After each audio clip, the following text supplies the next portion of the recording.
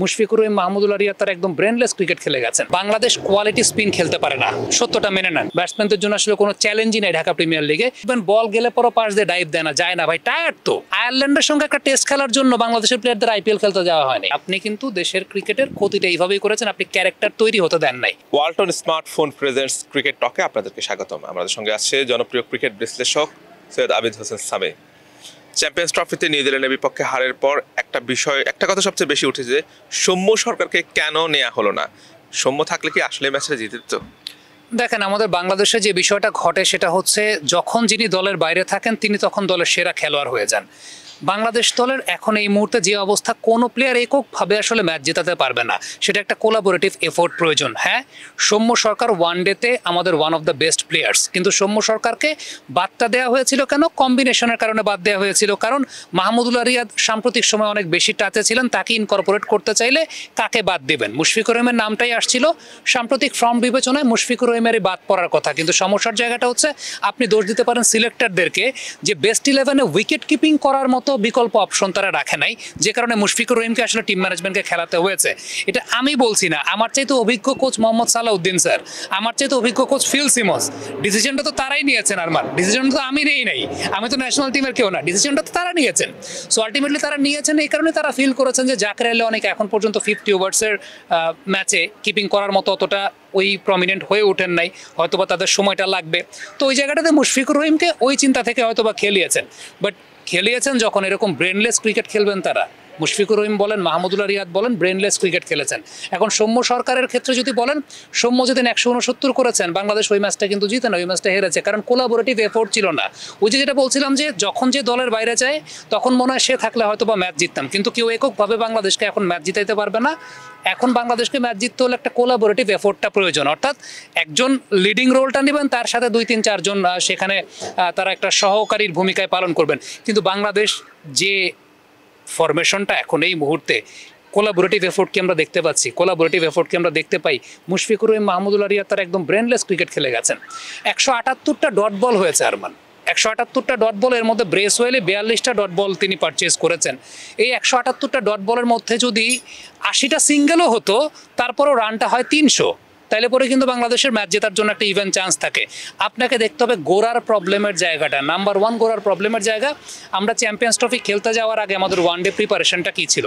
আমরা লাস্ট 3 মাস আমরা টি-20 ক্রিকেট খেলেছি, যে টি-20 ক্রিকেটের তত্ত্বই হচ্ছে হয় আপনি মারবেন, না হয় বল ডিফেন্স করবেন, তাই তো বিষয়টা।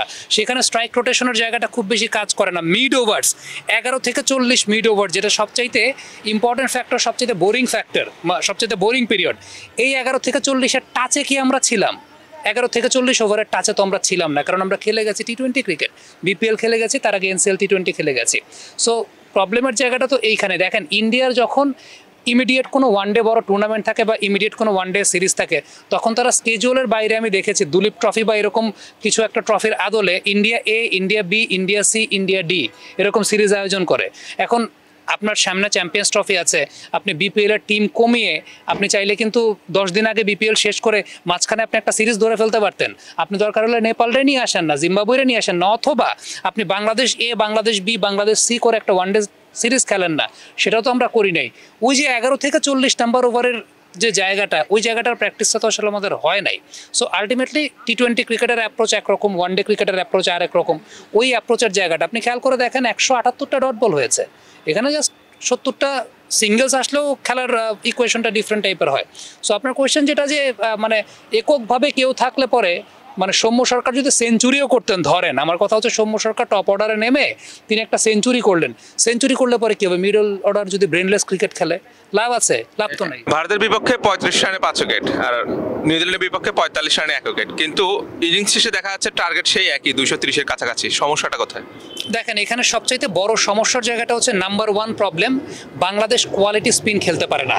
এই সত্যটা মেনে নেন যে বাংলাদেশ কোয়ালিটি স্পিন খেলতে পারে না, এবং এই সত্যটা সবার আগে এক্সপোজ হয়েছিল কবে জানেন? আপনার মনে আছে কিনা, Dhaka premier division cricket league 2023 সালে টপ উইকেট টেকারদের তালিকায় 1 নম্বরে ছিলেন পারভেজ রসুল, কাশ্মীরের অফ স্পিনার। 2022 সালে এই পারভেজ রসুলই তিনি ছিলেন 2য় অবস্থানে প্রিমিয়ার লিগের উইকেট টেকার্সদের তালিকায়। এখন এই পারভেজ রসুলকে রঞ্জি ট্রফিতে তাদের মূল দলও ঠিকঠাক মতো নেয় না রেগুলারলি, সেই পারভেজ রাসুল সে এখানে টপ উইকেট টেকার হন। কেন টপ উইকেট টেকার হন? কারণ একটু ডিফারেন্ট কাইন্ড অফ বোলার, একটু ওভার স্পিন কাইন্ড নেচারের বোলার। ওইখান থেকে কিন্তু আমাদের এক্সপোজড হয়েছে আমরা কোয়ালিটি স্পিন খেলতে পারি না।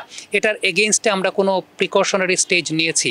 আমরা কি প্রিকশনারি স্টেপ নিয়েছি যে ঠিক আছে কোয়ালিটি স্পিন যখন আমরা খেলতে পারি না তাইলে এটার জন্য আসলে কি করা দরকার, সেটা কিন্তু আমরা আসলে খুব বেশিভাবে নেই।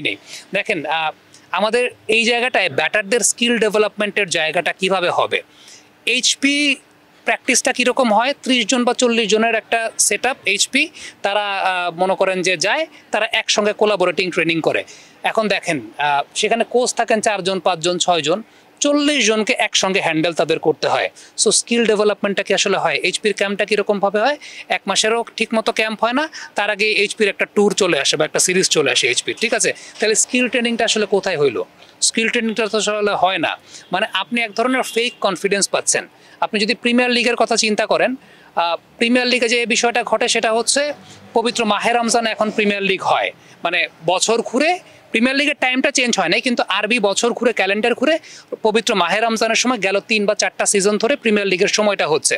এখন রোজা আমাদের সবাইকে রাখতে হবে, এই জায়গাটায় তো আসলে কনসিডার করার কোনো কিছু নাই। আমাদের প্লেয়াররা রোজা রাখতে চান। ধরেন 11 জন খেলোয়াড়দের মধ্যে 5 জন খেলোয়াড় রোজা রেখে খেলছেন, বাকি 6 জন খেলোয়াড় যেটা হচ্ছে আগের দিন রোজা রাখছেন, পরের দিন ম্যাচ খেলতে আসছেন। এবং প্রিমিয়ার লিগ কিন্তু ওয়ানডে সিরিজের মতো 3 দিনে শেষ হয়ে যাচ্ছে না। প্রিমিয়ার লিগটা কি হচ্ছে? একটা লং টুর্নামেন্ট, মানে 1.5 মাসের মধ্যে 12-13টা ম্যাচ খেলতে হচ্ছে। ঢাকা প্রিমিয়ার লিগে ফিল্ডিং সাইড লেস এফোর্টে খেলে। ঢাকা প্রিমিয়ার লিগে ফিল্ডিং সাইড দেখা যায় যে জাস্ট 50 ওভার পার করতে হবে দেখে এই কারণে খেলে।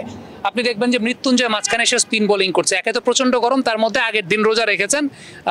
এই রোজা রেখেই একটা লং সিজন খেলতে হচ্ছে, 1.5 মাসের মধ্যে 12-13টা ম্যাচ খেলতে হচ্ছে। মৃত্যুঞ্জয় এসে স্পিন বল করছেন টায়ার্ড হয়ে, ইবাদত দেশে টায়ার্ড হয়ে স্পিন বল করছেন, এটা আমরা দেখতে পেয়েছি। তো আলটিমেটলি এটা কিন্তু এর মধ্যে আবার এনামুল বিজয়ের 1000 রান করছেন, নাইম শেখরা 900 রান করছেন, এটা কিন্তু এক ধরনের ফেক কনফিডেন্স দেয়। বাংলাদেশের এই মুহূর্তে যদি বলেন যে ওয়ানডে ক্রিকেটের ডাউনফল, এই একটা ফরম্যাটই তো আমরা খেলতে পারতাম। এটার পেছনে কারণ ছিল আমাদের ঢাকা প্রিমিয়ার ডিভিশন ক্রিকেট লিগটা খুব স্ট্যান্ডার্ড ক্রিকেট হতো। এই মুহূর্তে সেই স্ট্যান্ডার্ডটা কমে গেছে। তার one of the main reasons হচ্ছে পবিত্র মাহে রমজানের সময়টাতে ঢাকা প্রিমিয়ার লিগটা হচ্ছে। আপনি তার 1 মাস আগেও আনছেন না, তার 1 মাস পিছনেও নিয়ে যাচ্ছেন না, আপনি পবিত্র মাহে রমজানেই রাখছেন। এই জায়গাটাতে আমরা আসলে স্মার্ট হতে পারি নাই। এবং মাহে রমজানে যখন প্রিমিয়ার লিগটা হচ্ছে, বোলিং সাইড একদম লেস এফোর্টে, ইটস ব্যাটসম্যানস গেম। ব্যাটসম্যানদের জন্য আসলে কোনো চ্যালেঞ্জই নেই ঢাকা প্রিমিয়ার লিগে। ফিল্ডিং সাইড আপনি দেখবেন বল গেলে পরও পাশ দিয়ে ডাইভ দেয় না, যায় না ভাই, টায়ার্ড তো টায়ার্ড। কিছু প্লেয়ার রোজা রেখে খেলছেন, আর কিছু প্লেয়ার আগের দিন রোজা রেখেছেন, এখন তার বডিতে ডিহাইড্রেটেড এবং লম্বা সিজন তিনি খেলছেন। সো আলটিমেটলি ব্যাটারদের কাছে ওই চ্যালেঞ্জটা থাকে না। তো ওই চ্যালেঞ্জটা যখন থাকে না তখন এরকম হয়। আপনি চিন্তা করে দেখেন, আমরা যখন আমাদের অভিষেক টেস্ট ম্যাচটা খেলেছিলাম, সেই ম্যাচে কিন্তু আমাদের একটা সেঞ্চুরি ছিল, একটা 6 উইকেট ছিল, 400 রান আমরা করেছিলাম, মনে আছে আপনার? আমাদের অভিষেক টেস্ট ইন্ডিয়ার সঙ্গে 2000 সালে। এখন তখনকার বাংলাদেশের ক্রিকেটাররা তো এতটা প্রমিনেন্ট ছিলেন না, কিন্তু ওই টেম্পোটা ইন্টারন্যাশনাল ক্রিকেটে ধরতে পেরেছিলেন কেন জানেন? কারণ তখনকার ঢাকা প্রিমিয়ার ডিভিশন ক্রিকেট লিগটা কম্পিটিটিভ হতো। সাকিব আল হাসান বলেন, তামিম ইকবাল বলেন, মুশফিকুর রহিম বলেন, মাহমুদুল্লাহ রিয়াদ বলেন, মোহাম্মদ আশরাফুল বলেন, আফতাব আহমেদ বলেন, তারা এসেই ইন্টারন্যাশনাল ক্রিকেটে পারফর্ম করতেন। বা তাদের ওই জায়গাটা কেন ছিল? ওই জায়গাটা ছিল এই কারণে ছিল কারণ তাদের ঢাকা প্রিমিয়ার ডিভিশন ক্রিকেট লিগটা তখন কম্পিটিটিভ ছিল। আমরাও তো ওয়ানডে ভালো খেলতাম, যখন আমাদের এই সিনিয়র ক্রিকেটারদের পিক টাইম ছিল তখন আমরা ভালো খেলতাম। এখন তাদের পিক টাইমটা চলে গেছে, পিক টাইমটা এখন নাই, কিন্তু তারা কি সাপোর্ট পাচ্ছেন অন্য প্লেয়ারদের কাছ থেকে? আপনি দেখেন বিরাট কোহলি আজকে যে সেঞ্চুরিটা করেছেন, সেই সেঞ্চুরিটা was very much supported by Shubman Gill and Shreyas Iyer. এবং শ্রেয়াস আয়ার, শুভমান গিলরা প্রেশারটাকে অনেক বেশি মাত্রা রিলিজ করে ফেলেন, তাই তো বিষয়টা। আপনি নিউজিল্যান্ড চিন্তা করেন, কেন উইলিয়ামসনের খেলা লাগে না, কেন উইলিয়ামসনের খেলা লাগে না, উইলিয়াং বা রাচিন রবীন্দ্র, এই জেনারেশনের ক্রিকেটাররা they have stepped forward. Australia চিন্তা করেন, আপনার সেই জায়গাটায় স্টিভেন স্মিথের খেলা লাগে না, এই জেনারেশনের cricketer they have stepped forward. আপনি কি এই ক্যারেক্টার তৈরি করতে পেরেছেন? আপনি তো এই ক্যারেক্টারটা তৈরি করতে পারেন নাই।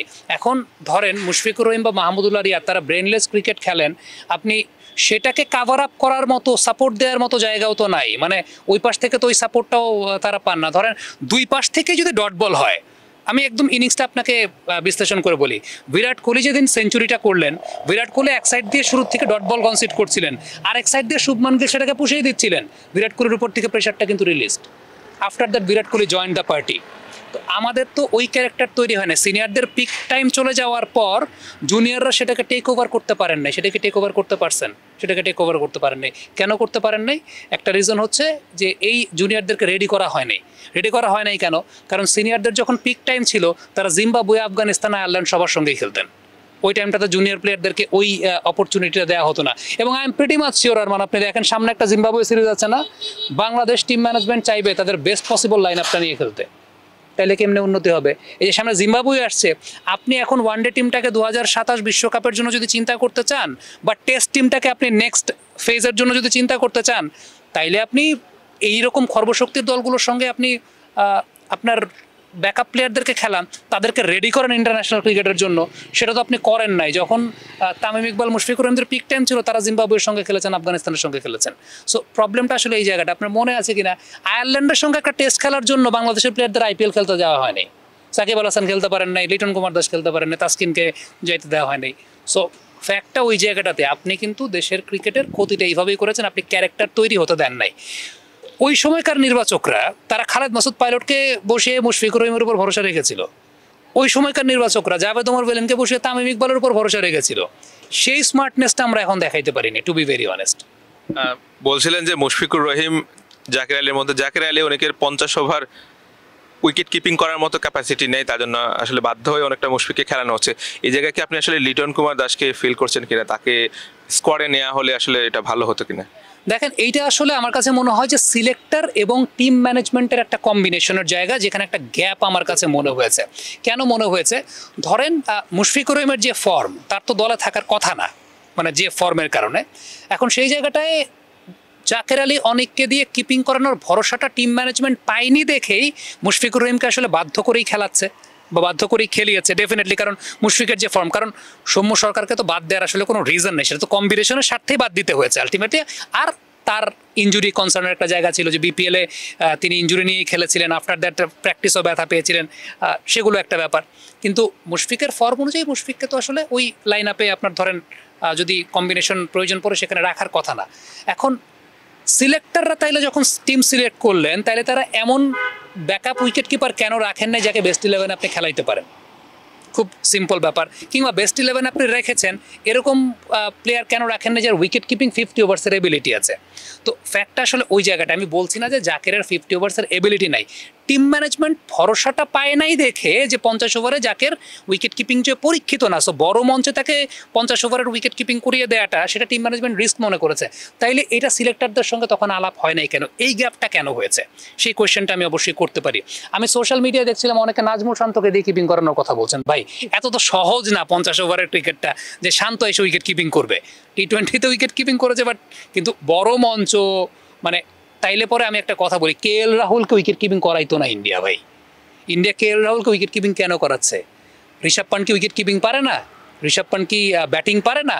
বাট ইন্ডিয়া, এবং Rishabh punt is better batter than K L Rahul in terms of forms, but India 50 ওভারের ম্যাচে কে এল রাহুলকে দিয়ে কিপিং করাচ্ছে। কারণ ঋষভ পান্ট একটা লম্বা ইঞ্জুরি থেকে এসেছেন, তিনি 50 ওভার উইকেট কিপিং করাটা তার জন্য কতটুকু আসলে কঠিন বা কতটুকু সহজ, সেই বিবেচনা ওকে তারা ওই উইকেট কিপিংটা এনশিওর করার জন্য কে এল রাহুলকে রাখছে টিমে, তাই না বিষয়টা?